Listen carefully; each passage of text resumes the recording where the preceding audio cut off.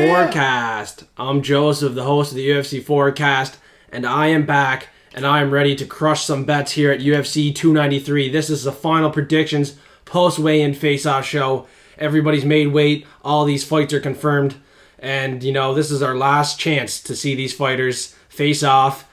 And I'm pretty confident on my picks, and it was my birthday yesterday, so hopefully I have some luck on my birthday weekend. And yesterday I got a message from the long-lost co-host Loaf, and he wants to make a return back to the UFC Forecast, so expect to see the co-host back. He's excited, ready to go, and he has some picks as well this week, so kind of interesting. His dog of the week is very interesting. If you want to know who that is, you're going to have to stay tuned till the very end, because I'm not going to leak that right now. We're going to get right into these face-offs, but first, spark one if you don't drink. If you drink, go grab a beer, and let's, or a Mike's Hard iced tea lemonade. You're probably going to chirp me in the comments. I don't give a shit, but I'll shotgun it here. And I'm just going to pull up my two shoey bets I have on the line. I told you guys I wanted to do a shoey bet with someone because Loaf wasn't around, but now Loaf wants to do a shoey bet with me. So first, me and Loaf are going to do a shoey bet on Anton Turkalj. And I'm going to go with the hometown boy, Tyson Pedro. So I'll do a shotgun right now for that. And the shoey bet is on the line. That's the third one. The first one was Danielle Brooks in the comment section. She is very confident Tuivasa gets that one done. And I'm going Volkov. So I'll pull that one up there. Second one in the Discord, my good buddy Caesar. He wants to do a shoey bet with me as well. And he's going with Kevin Jousset, his lock of the week. And I'm going with my underdog, Kiefer Crosby. Yeah, we're going to have some fun here. That's for sure. Let's go.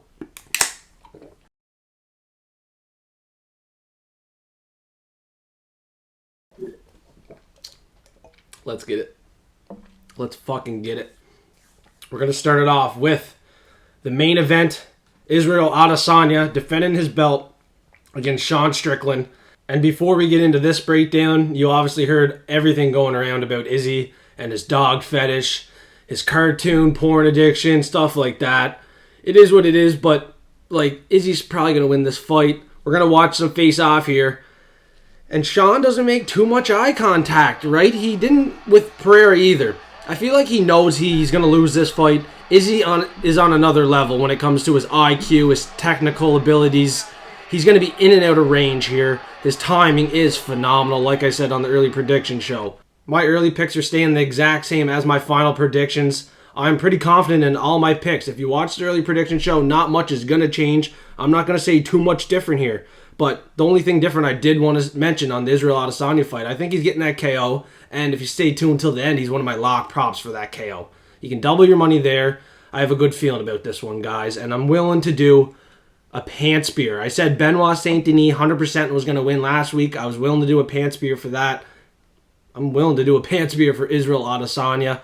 I see a lot of cappers taking Israel by decision or thinking Strickland can last to a decision. I see some cappers taking Strickland as well. There's not a chance he gets knocked out, and Israel Adesanya will do a TikTok dance on his grave. I know there's not much meat on the bone at the price tag, but the knockout prop, you can double your money there. I have it in some parlays. I'm quite confident in it. That's why it's my lock prop of the week. And if Israel Adesanya loses to Strickland, I'm going to do a fucking pants beer. Take the beer, pour it straight in my fucking pants. Israel Adesanya KO is pretty much 100% guarantee for me this week. And now we got the co-main event. First shoey bet between me and Danielle Brooks in the comment section below. She's going Tuivasa. And I'm going to tell you right now, I have a hedge bet on Tuivasa by KO. It's $375. Great value there. I agree. He has power. He could definitely shut the lights out of Volkov. But Volkov is so experienced. He's huge reach advantage. And I believe he's going to be technical and smart enough to beat a guy like Tuivasa, who's just going to go in there swinging. And those front kicks of Volkov as well are going to keep Tuivasa at distance here, and Volkov should be able to pick him apart. Now, I'm not loading up on Volkov by finish, because I think he could win a decision and just play it super smart and try not to get in too much danger in this fight. He very well could do that, but unfortunately I feel like Tuivasa is going to come out here, put it all on the line, just like Strickland will, and he's going to go for that KO round one. It could happen, but I feel like Volkov will get the counter shot. Maybe he could take him to the ground as well, get that submission. I know the odds on that are wild. I almost put a little bet on it, but I'm not going to pull the trigger on it. But, you know, the difference between the knockout and the finish, don't get too fancy with it. Like, if the price is pretty much the same. You might as well play it smart, play it to finish, not by knockout.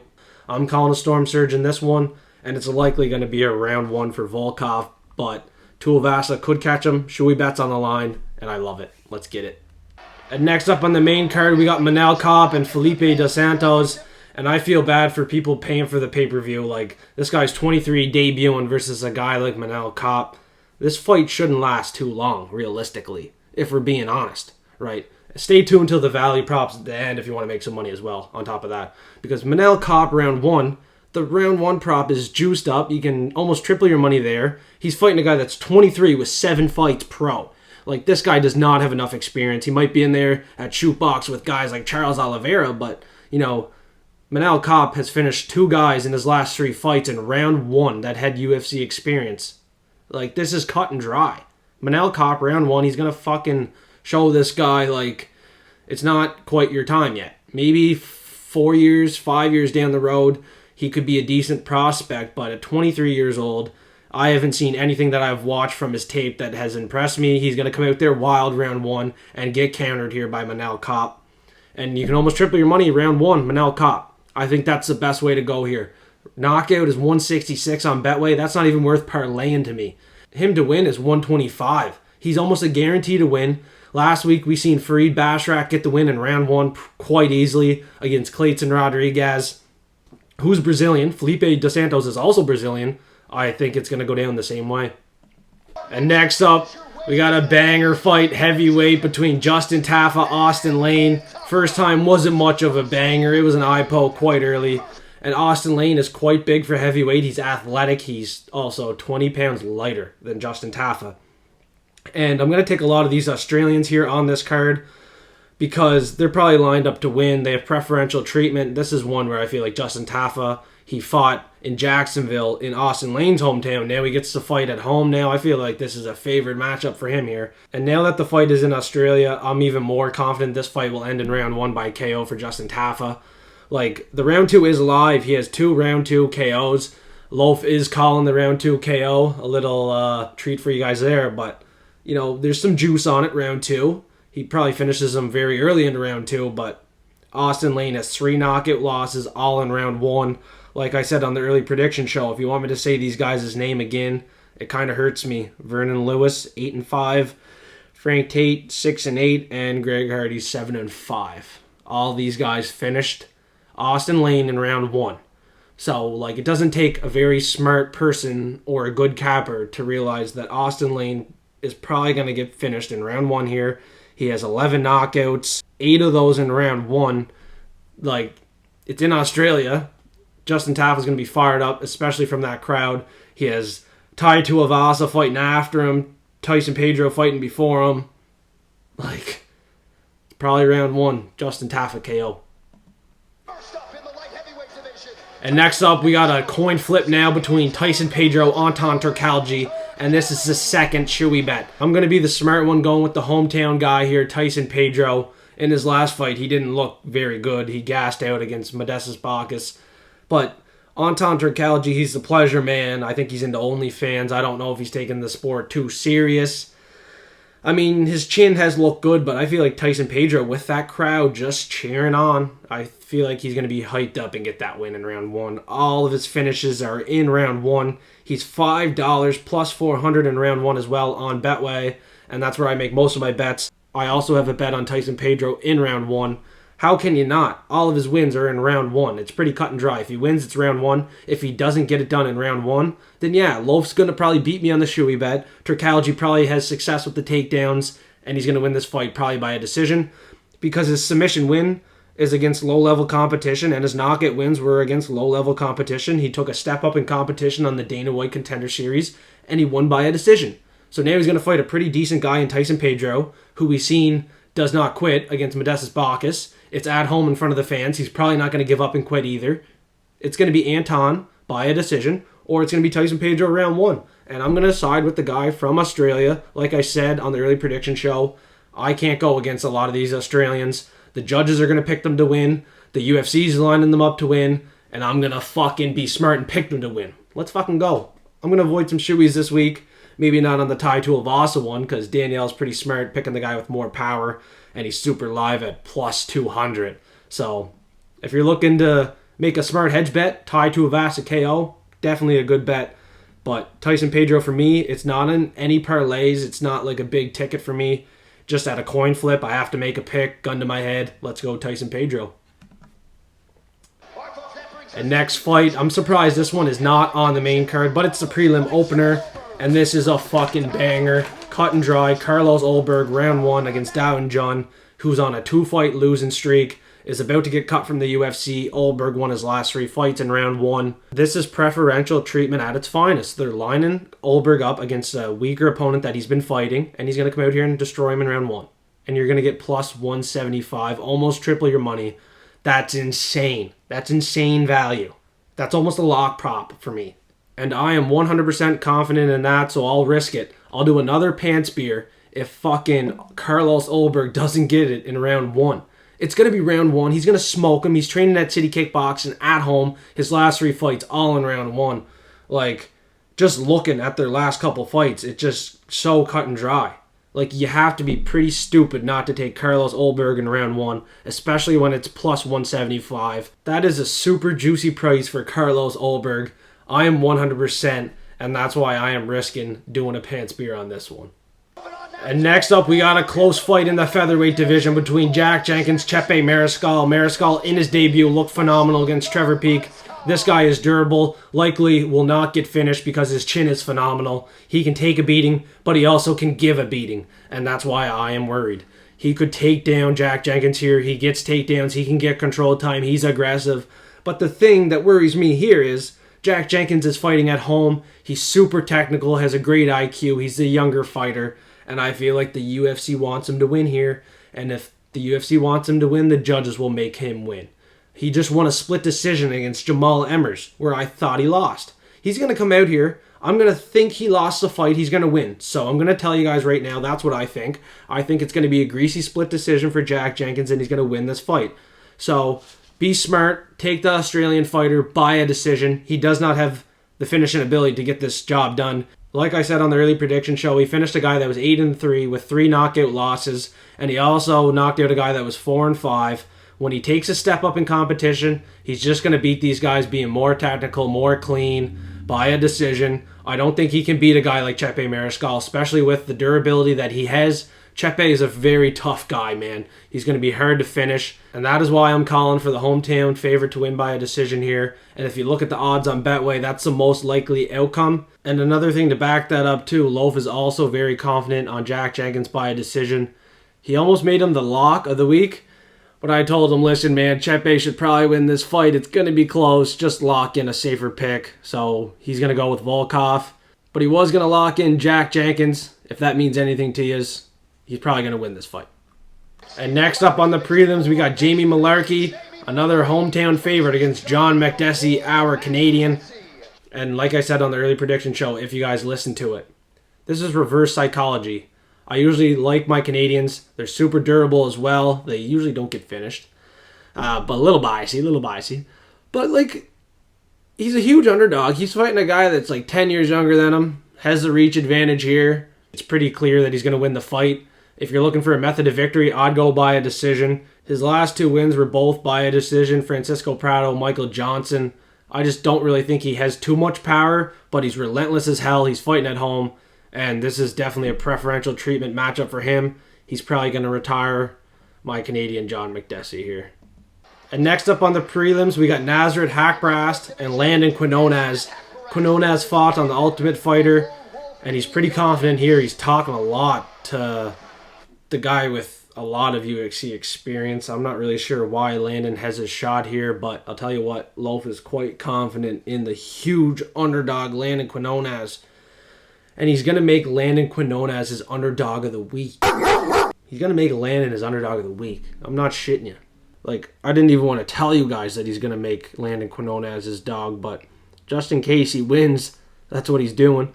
I think this is an easy fight for Nasrat. Like I said on the early prediction show, he's going to outpoint and outstrike Landon Quinoñes, who should not have a shot at the UFC. I am surprised he has the first fight outside of the Ultimate Fighter to come in here and fight a guy in the UFC. He fucking lost in the Ultimate Fighter to Jason Knight in round 1 by a submission. You made a horrible mistake in your last fight to go to the ground with a guy that's way more experienced than you. Now you're going to fight a guy with 10 UFC fights or 11. And like, fuck, dude, this is not a good matchup for you. You should not be in the UFC. You should be on the regional scene 100%. This is like Felipe dos Santos. Like, I can't believe the commission let this fight happen. I'm not sure how much of a fight Landon will be able to put up here. He's pretty confident in his abilities. Maybe he can last a decision. Nasrat is a decision dominator. He's won his last couple fights by a decision. He beat John Makdessi by a decision. Another tough guy with knockout power, Rafa Garcia, by a decision. And then another guy that can get takedowns and is relentless, Mark Diakis, beat him by a decision. And I can tell you right now, one of the reasons why Loaf is so confident in Landon this week is because his only loss is by a split decision to the guy that knocked out Jamie Mullarkey, but he beat a guy that was 5-4 by a decision. I don't think he's UFC caliber, and like I said, I am really surprised he has a chance at the UFC.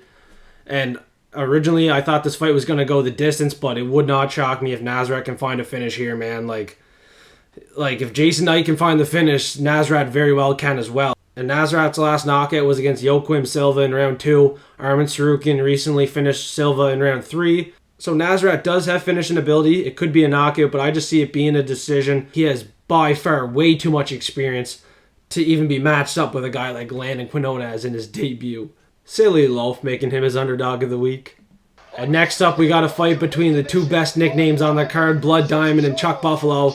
Chuck Buffalo is Charles Radtke, and Blood Diamond is Mike Mathentha, who has 100 kickboxing fights. Israel Adesanya thinks he's unreal, but he's 3-2 in MMA. He did show some pretty good takedown defense against Jeremiah Wells in his debut. He avoided 4 takedowns, but once he got taken down, he got submitted. So, yeah, he might be able to avoid a few takedowns, but once he gets taken down, I think it's going to be a wrap because Charles Radtke is making a debut. He's super, super hungry, wants to make a big statement here. He's in pretty good shape. I don't see a big size difference in either fighter here at the face-offs. Blood Diamond doesn't look overly confident. He's not staring down Charlie, anything like that. In my opinion, I feel like Charlie more or less was intimidating Blood Diamond. Like, Blood Diamond knows if this fight goes to the ground, it could be over quick.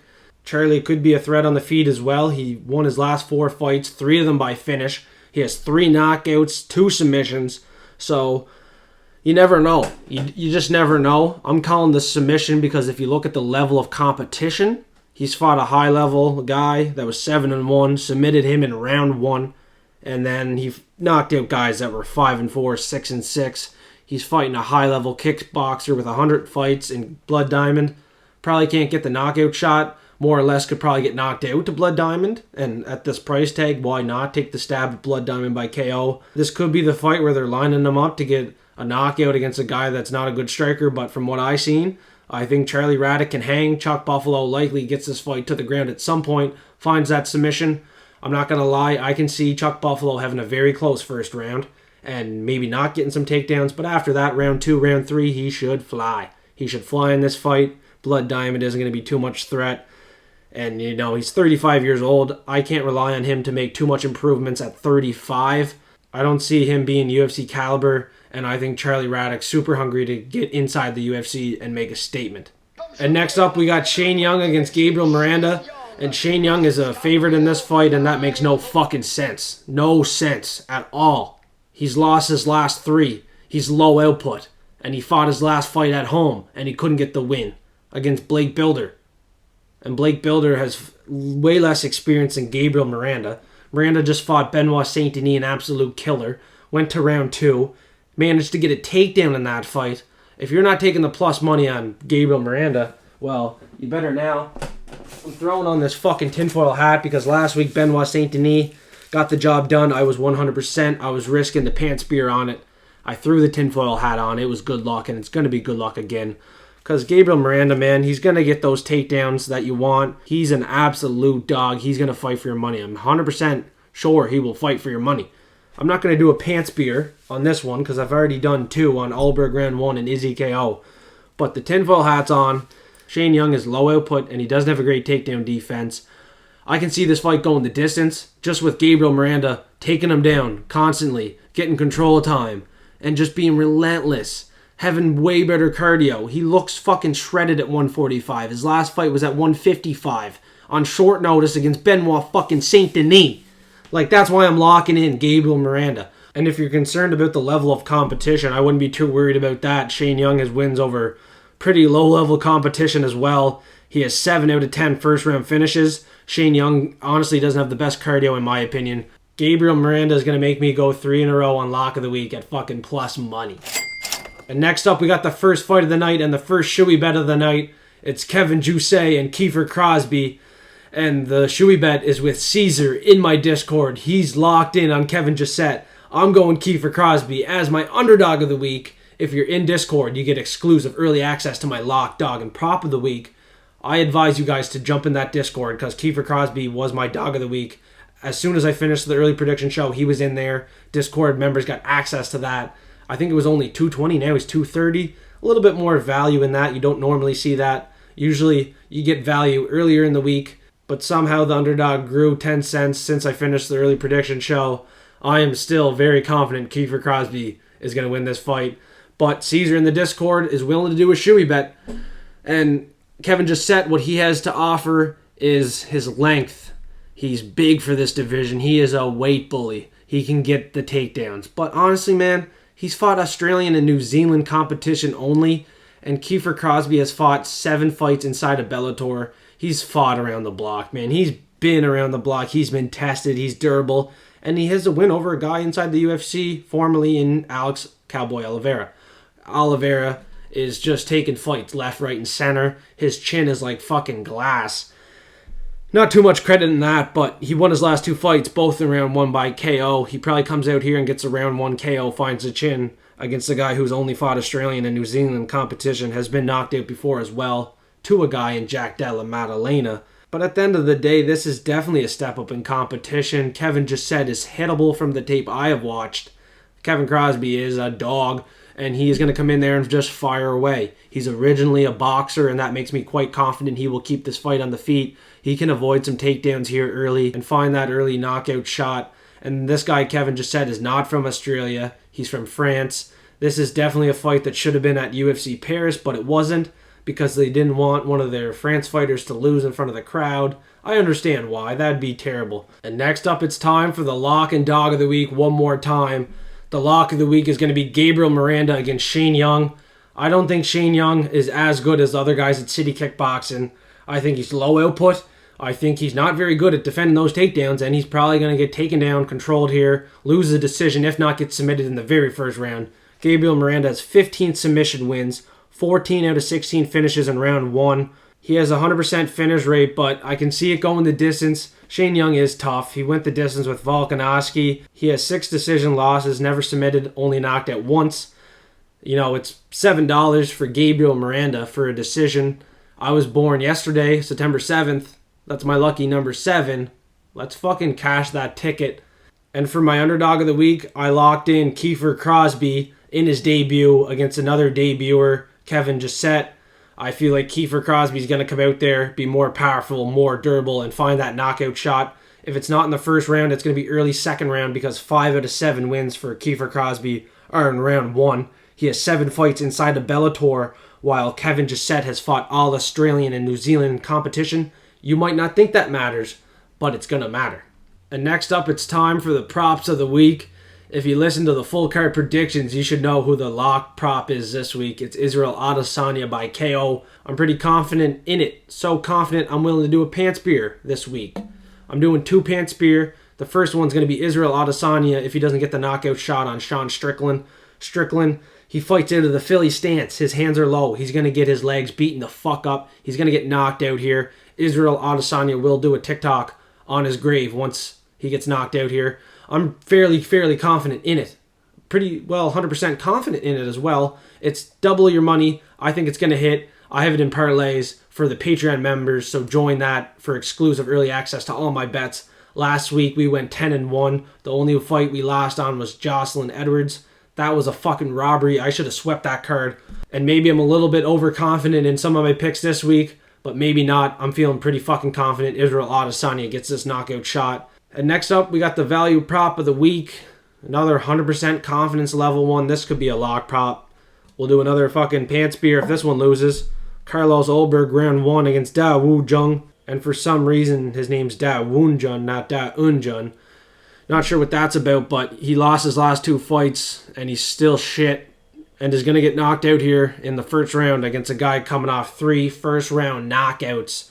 Serious power, trained at City Kickboxing. This is preferential treatment at its finest. Carlos Ulberg is lined up here to get the round 1 knockout shot and make this card somewhat entertaining, I guess. And next up, we got another value prop at the same price, plus 175.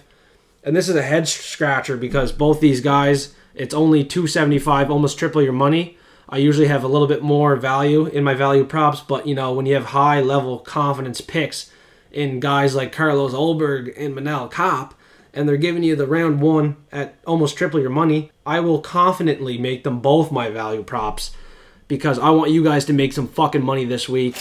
After last week, like I said, I might be a little bit overconfident in some of my picks, but fuck, man. Manel Kape round 1 against a guy that's 7-0, very green in his MMA career, fighting out a shoot box. These guys love to come out there and just be reckless as hell. I think Manel Kape's going to shut his lights out. I really do. He's hyped up, ready to go. He was standing up to Izzy this week as well. He won his last 3 fights, 2 of them in round 1 against guys that were inside the UFC. If he doesn't get this one done in round 1, I will be very surprised. And next up, we got the underdog prop, Kiefer Crosby by KO, plus 450. Like, if he wins, it's going to be the knockout shot, probably in round 1. Kevin Jousset is Caesar's lock of the week. Shout out to my boy Caesar. His picks are fucking fire. But I got to disagree, bro. I got to take that plus money. This guy has experience. He has power. He's durable.